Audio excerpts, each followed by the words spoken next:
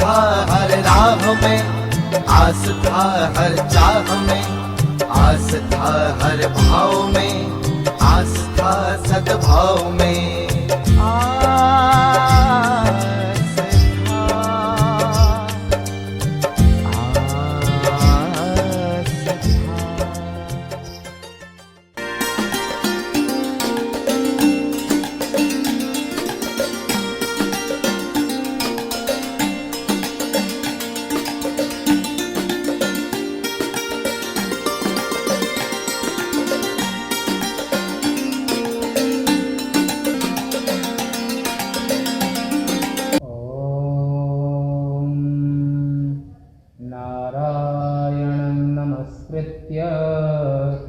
नरो चैव नरोत्तमं देवीं सरस्वतीं व्यासं ततो जयमुदीरयेत।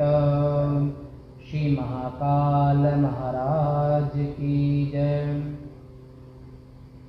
आज 25/9/2020 विक्रम संवत्सर 2077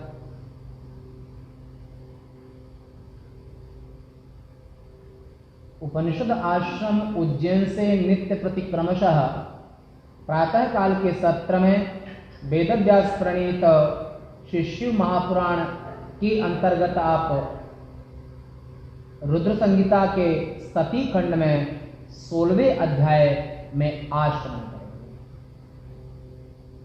15वें अध्याय तक का प्रसंग देवताओं द्वारा महेशान की स्तुति, परमेश्वर की स्तुति जो की गई महेश्वर की, वो कल आपने सुनी।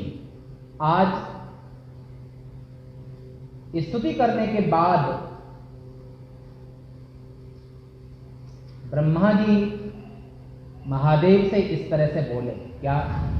इति स्तुतिं च हर्यादि कृता माकर्ण शंकर बभूवाति प्रतन्नो हि विजहास च सूतिकृत। ब्रह्म विष्णु तु दृष्ट्वा तौ सस्त्रीकौ संगतौ हरः यथोचितं समाभाष्य पप्रक्षागमनं तयोः। ब्रह्मा जी ने कहा महेश्वर से कि हे देव, विष्णु आदि देवताओं द्वारा की गई स्तुति को सुनकर सृष्टिकर्ता भगवान शिव अत्यंत प्रसन्न हुए। अपनी पत्नियों के साथ ब्रह्मा तथा विष्णु को देखकर यथोचित बातें करके उनके आने का कारण पूछा। ये ब्रह्मा जी नारद जी को बता रहे हैं कि जब हम लोग स्तुति करके हम सब देवताओं ने स्तुति की तो महादेव बहुत प्रसन्न हुए। ऐसा जो घटना घटी पहले कल्प में आरंभ में, वो नारद जी को उनके पिता ब्रह्मदेव बता रहे हैं। फिर ब्रह्मा जी नारद जी से कहते हैं कि जब उन्होंने हम सबको स्त्री के सहित देख करके बड़े प्रसन्न हुए, फिर रुद्र ने यानी कि महेश्वर ने विष्णु को और हमको दोनों को संबोधित करते हुए कहा, हे विष्णु, हे ब्रह्मा, हे देवताओं, हे मुनिजनों, निर्भय होकर के कहिए कि आप लोगों का यहाँ आने का ठीक ठीक क्या कारण है। आप लोग हमारे पास कैलाश में क्यों आए हैं? ऐसा महेश्वर ने, रुद्र ने प्रश्न किया सभी से। आपकी स्तुति से प्रसन्न होकर मैं सुनना चाहता हूं कि आप लोग यहाँ किस लिए आए हैं, आपका क्या कार्य है। तब ब्रह्मा जी ने हाथ जोड़ करके महेश्वर से कहा कि समस्त लोकों के पितामह, मुझसे जब शिवजी ने ऐसा पूछा, नारद जी से कह रहे ब्रह्मा जी कि जब इस तरह से भगवान शिव ने हमसे जब पूछा कि तब हे मुनिवर नारद, विष्णु जी के द्वारा प्रेरित होकर मैंने शिव जी से कहा, हे देवादिदेव, हे ईश्वर, हे परमेश्वर, हे महेशान, हे महादेव जी, हम दोनों देवताओं तथा ऋषियों के साथ आपके पास जिसलिए आए हैं उसे सुनिए।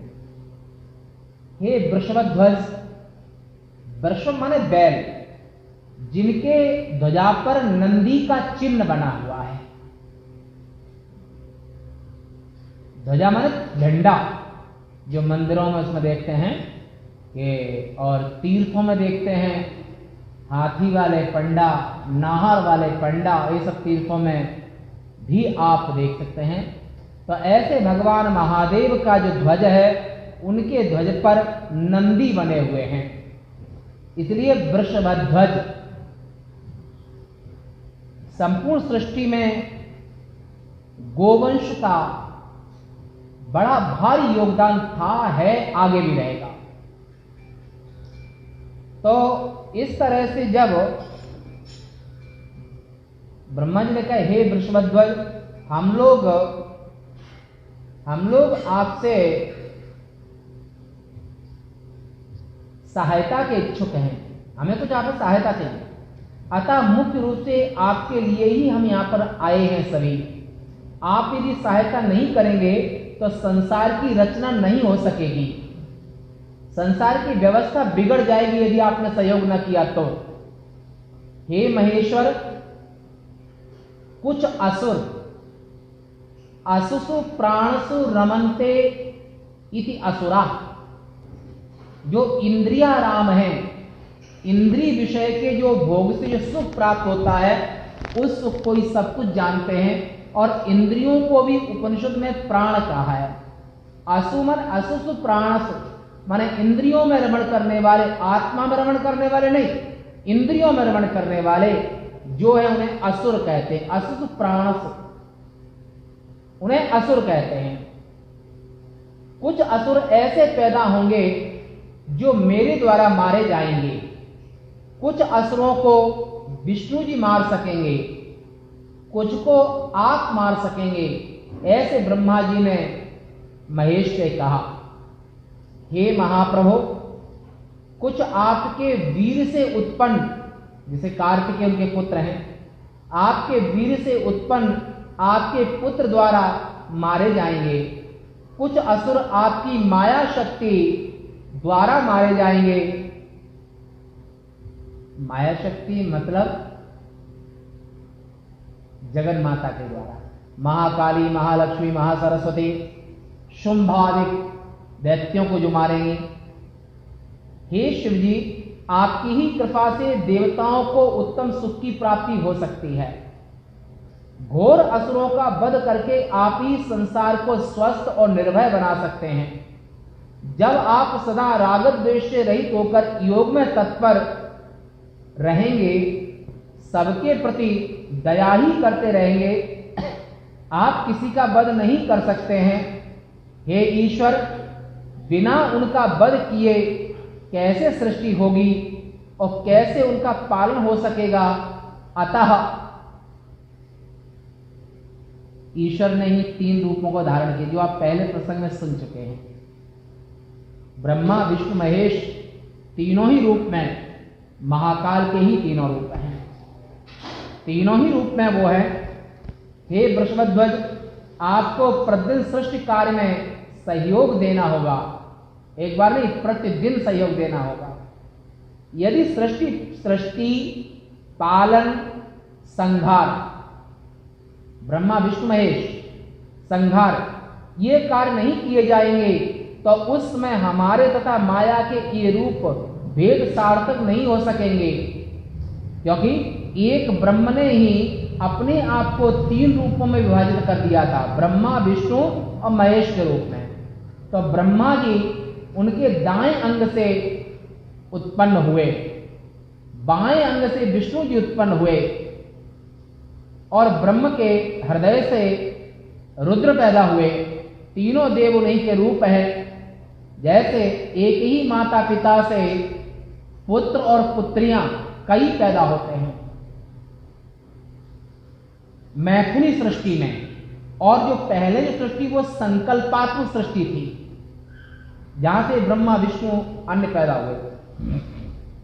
हम तीनों एक स्वरूप से एक स्वरूप होते हुए भी ब्रह्मा जी ने कहा, हे देवादिदेव महादेव, हम तीनों ब्रह्मा विष्णु महेश और तीनों के कार्य हैं सृष्टि, पालन और संहार। हम तीनों एक रूप होते हुए भी कार्य भेद से अलग अलग कहे जाते हैं। यदि कार्य भेद सिद्ध न हुआ तो हम लोगों का रूप भेद सर्वथा व्यर्थ हो जाएगा। परमात्मा महेश्वर अपनी माया के कारण से ही एक होते हुए भी तीन रूपों को धारण किया। वैसे प्रभु अपनी लीलाओं से आप स्वतंत्र हैं। शिवजी के बाएं अंग से विष्णु उत्पन्न हुए थे और दाएं अंग से मैं यानी कि ब्रह्मा जी पैदा हुआ था, और उनके हृदय से पूर्ण तन आप महेश्वर पैदा हुए हैं, महेश पैदा हुए हैं, रुद्र पैदा हुए हैं। ये सनातन पुरुष महादेव, इस प्रकार भिन्न स्वरूप वाले हम तीनों रूपों में बटे हुए हैं। एक प्रकार से हम शिव और शिवा के पुत्र स्वरूप हैं। एक प्रकार से हम सब शिव और शिवा के पुत्र स्वरूप हैं। जो आप प्रसंग सुन चुके हैं, काशी खंड में काशी के जब प्रसंग आया था उसमें आपने सुना है। ब्रह्मा उनके हृदय से पूर्णतन बनाए हुए, तो ऐसा समझना चाहिए, हे प्रभु आपके आदेश से मैं यानी कि ब्रह्मा विष्णु जी संसार का कार्य करने के लिए स्त्री के सहित माने शक्ति के सहित हो चुके हैं। इसलिए आप भी संसार के कल्याण के लिए, अपने लिए नहीं, संसार के कल्याण के लिए, देवताओं को सुखी करने के लिए एक सुंदर स्त्री को प्रभु पत्नी के रूप में स्वीकार करें। ये इस उद्देश्य से हम आपके पास आए हैं। आप पत्नी के रूप में उस एक स्त्री को स्वीकार कर लीजिए, तो हमारा उद्देश्य सृष्टि का कार्य, जगत मंगल सब हो जाएगा। हे महेशान, एक पुरानी बात मुझे याद आ गई, उसे भी सुनिए। शिवरूप धारण करके जो आपने हम दोनों के सामने पहले ये कहा था, क्या कहा था? हे ब्रह्मा जी, मेरा जो सर्वश्रेष्ठ रूप है वह तुम्हारे अंग से, माने ब्रह्मा के अंग से उत्पन्न होकर और संसार में रुद्र नाम से प्रसिद्ध होगा। ये सृष्टि के आरंभ में आपने ही हमसे कहा था, ऐसा ब्रह्मा जी ने कहा। सृष्टिकर्ता ब्रह्मा हुए, पालन करने वाले हरि हुए, विष्णु हुए, और अपने गुणों के समान आकृति वाले प्रलयंकर रुद्र होऊंगा, ऐसा आपने सृष्टि के आरंभ में कहा था। एक स्त्री से विवाह कर संसार के कार्यों का सम्यक प्रकार से निर्वाह करूंगा, ये भी आपने कहा था। अपनी इन बातों का स्मरण कर अपनी प्रतिज्ञा को हे प्रभु पूर्ण कीजिए, ऐसी हमारी विनीत विनम्र प्रार्थना है आपसे। हे स्वामी, आपकी आज्ञा से मैं सृष्टि करता हूं, आपकी आज्ञा से विष्णु भगवान उसका पालन करते हैं, और उसका विनाश करने के लिए आप स्वयं शिव रूप से प्रकट हुए हैं। आपके बिना हम लोग अपने अपने कार्यों में लगे रहने पर भी उनको करने में समर्थ नहीं है। इसलिए संसार के कार्यों को करने के लिए उद्यत एक कामिनी का आप वर्ण कर लीजिए। हे प्रभु, ये हमारे सब पर संसार पर आपका परम अनुग्रह होगा। आप एक कामिनी को पत्नी के रूप में स्वीकार कर लीजिए। जिस प्रकार विष्णु जी लक्ष्मी जी, विष्णु की लक्ष्मी जी और मेरी यानी कि ब्रह्मा की सावित्री जी हैं, उसी तरह से हे महादेव, हे देवादिदेव महादेव, एक सहचरी को आप भी ग्रहण कर लें। ब्रह्मा जी ने कहा, हे देव, मुझ ब्रह्मा के इन वचनों को सुनकर प्रसन्न होकर शिवजी ने विष्णु के सामने ऐसा कहा। शिवजी ने कहा, हे कि ब्रह्मा जी और विष्णु जी, आप दोनों ही मेरे प्रिय हैं। आप दोनों को देखकर मुझे अत्यंत आनंद है। आप दोनों देवताओं में श्रेष्ठ हैं, तीनों लोकों के स्वामी हैं, संसार के कार्य में तत्पर हैं। आप लोगों के वचन महत्वपूर्ण है सृष्टि में।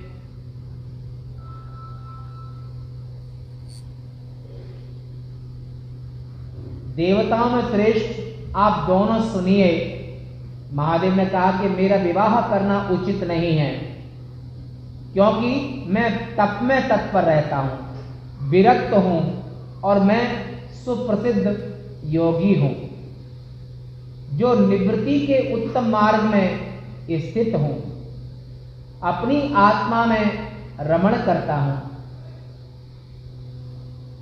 अज्ञान रहित हूं, अवधूत शरीर वाला ज्ञानी, अपने को देखने वाला, काम विकार से रहित, अविकारी, अभोगी, सदा पवित्र तथा अमंगल है।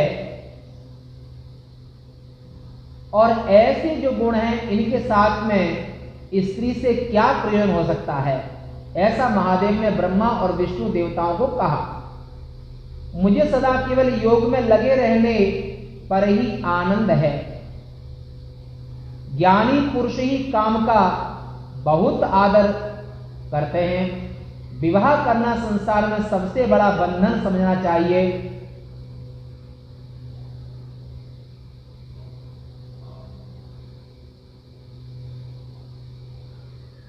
केवलं योग लग्नस्य ममानंदः सदास्ति मे, ज्ञानहीनस्तु पुरुषो मनते बहुकामकम। यहाँ पर कुछ प्रेस की मिश्रण के कारण यहाँ ऐसा लिखा है कि ज्ञानी पुरुष ही काम का बहुत आदर करते हैं। ये गलती से लिख गया है प्रेस में, पर श्लोक के अर्थ के हिसाब से इसका अर्थ होता है, श्लोक के हिसाब से, कि ज्ञानहीन, जो ज्ञान से हीन है, वे पुरुष ही काम का आदर करते हैं। वे पुरुष ही काम को महत्व देते हैं जो अज्ञानी लोग हैं। परंतु त्रुटिवश प्रेस की त्रुटि है, तो यहाँ पर उन्होंने अज्ञानी की जगह पर ज्ञानी लिख दिया है। इसलिए यहाँ पर अज्ञानी पुरुष ही काम का बहुत आदर करते हैं, ऐसा समझना चाहिए। पहले भूल से ज्ञानी भूल गया था, तो यहाँ पर उसको सुधार लेना चाहिए। अज्ञानी शब्द उस जगह पर, कि अज्ञानी पुरुष ही काम का बहुत आदर करते हैं। विवाह करना संसार में सबसे बड़ा बंधन समझना चाहिए ज्ञानी के लिए। इसलिए उस ओर मेरी थोड़ी भी रुचि नहीं है। मैं आपसे सत्य कह रहा हूं, जबकि मैं उस ओर विचार करता हूं तो उसमें मेरा कोई स्वार्थ नहीं है, न उस ओर मेरी कोई प्रवृत्ति ही है। तो भी मैं आपकी उस बात को स्वीकार करूंगा जिससे संसार का हित हो, क्योंकि संसार के सभी प्राणियों के कल्याण की कामना के लिए हमने विष्णु को पैदा किया, ब्रह्मा को पैदा किया, तमाम सृष्टि की। तो इसे संसार के कल्याण के लिए अगर आप कह रहे हो, तो आपके वचनों की गरिमा को स्वीकार करके अथवा आपके आदेश का पालन करने के लिए महादेव ने कहा मैं विवाह कर लूंगा, क्योंकि मैं सदैव भक्त के अधीन रहता हूं। हे विष्णु जी, हे ब्रह्मा, मेरी प्रतिज्ञा को सुनिए।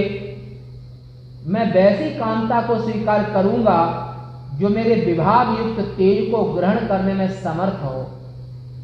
उसे मेरी स्त्री होने के लिए प्रेरित करो, जो योगिनी भी हो और कामिनी भी हो। अर्थात जब मैं योग में रमण करूं तब वह योगिनी हो जाए, और जब मैं कामासक्त होऊं तब वह मेरे साथ कामिनी पत्नी बन के निवास करे। जिसे वेद को जानने वाले विद्वान अक्षर कहते हैं। वे भी उस ज्योति रूप सनातन शिव का चिंतन किया करते हैं। हे ब्रह्मा, जब मैं उसकी चिंता में आसक्त हो जाऊंगा, ऐसी स्थिति में वह मेरे कार्यों में विघ्न करने वाली न हो जाए, नहीं तो वह दुखी हो जाएगी। आप माने ब्रह्मा और विष्णु परब्रह्म रूपी शिव के अंश से उत्पन्न हुए हैं। ब्रह्मा विष्णु दोनों ही महादेव ने कहा परमेश्वर के अंश उत्पन्न हुए हैं, अतः उनका प्रतीक्षण ध्यान करना उचित ही है। हे कमलासन, उस चिंता के बिना जिस प्रकार मैं विवाह करके रह सकूं और इसके लिए मेरी इच्छा के अनुसार व्यवहार करने वाली पत्नी को मुझे बतलाओ। हे ब्रह्मा जी, उसमें भी आप मेरे हित में एक शर्त को स्वीकार कीजिए। यदि उसे मेरे कथन पर अविश्वास होगा तो मैं उसे छोड़ दूंगा। ये एक वचन दिया ब्रह्मा को। यदि उसको अपने पति के वचन पर अविश्वास हुआ तो महादेव ने कहा कि उसे मैं त्याग दूंगा। तब ब्रह्मा जी ने कहा, इस प्रकार शिव जी की बातों को सुनकर विष्णु जी के साथ मैंने प्रसन्न होकर विनम्र होकर कहा, हे नाथ, हे महेश, जैसी स्त्री का आपने निर्देश किया है, मैं वैसी ही स्त्री का प्रेम पूर्वक निर्देश करता हूं। संसार के कार्यों को सिद्ध करने वाली उमा का जन्म पृथक रूप से अलग हुआ है। जिस प्रकार वे पहले सरस्वती तथा लक्ष्मी के रूप में प्रकट हुई थी, लक्ष्मी भगवान विष्णु की हो गई और मेरी यानी कि ब्रह्मा की सरस्वती पत्नी हुई। हमारे लोक कार्यों को करने के लिए उनका तीसरा रूप हमारे लिए प्रकट हुआ है। हे विभु, हे व्यापक शिव, दक्ष प्रजापति की सती नाम वाली कन्या जैसी आप चाहते हैं वैसी ही पत्नी होगी, जो सबका हित करेगी और देवताओं के स्वामी वह आपको पति रूप में प्राप्त करने के लिए कठोर व्रत धारण कर तपस्या कर रही है। हे महेश्वर, आप कृपा करके उन्हें वर देने के लिए जाइए और उन्हें उनकी इच्छा के अनुसार अनुरूप वर देकर उनके साथ विवाह कीजिए। ये हम सब देवताओं की परम इच्छा है। हे शिव जी, विष्णु जी की मेरी सभी देवताओं की इस तरह की इच्छा को समझकर आप कृपा करके उसे पूरा कर दीजिए और सती को वरदान दीजिए, जिससे हम आदर पूर्वक विवाहोत्सव आपका और सती का देख सकें, जिसे तीनों लोकों में सुख को देने वाला परम मंगल हो सके।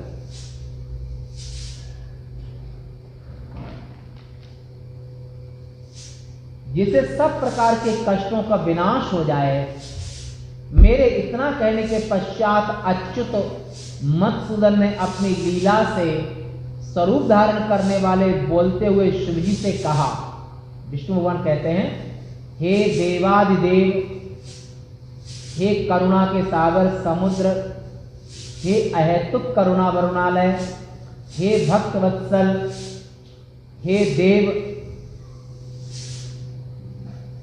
वह सब निसंदेह मेरा ही कथन समझें।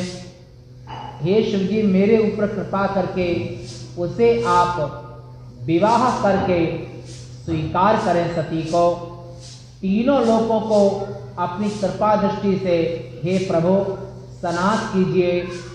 ब्रह्मा जी ने कहा, मुनिवर नारद, इस तरह से विष्णु के कहने के बाद विष्णु ने कहा, इतना कहकर भगवान विष्णु चुप हो गए। तदनंतर भक्त वत्सल प्रभु ने हंसकर रुद्र ने तथास्तु ऐसा कहा।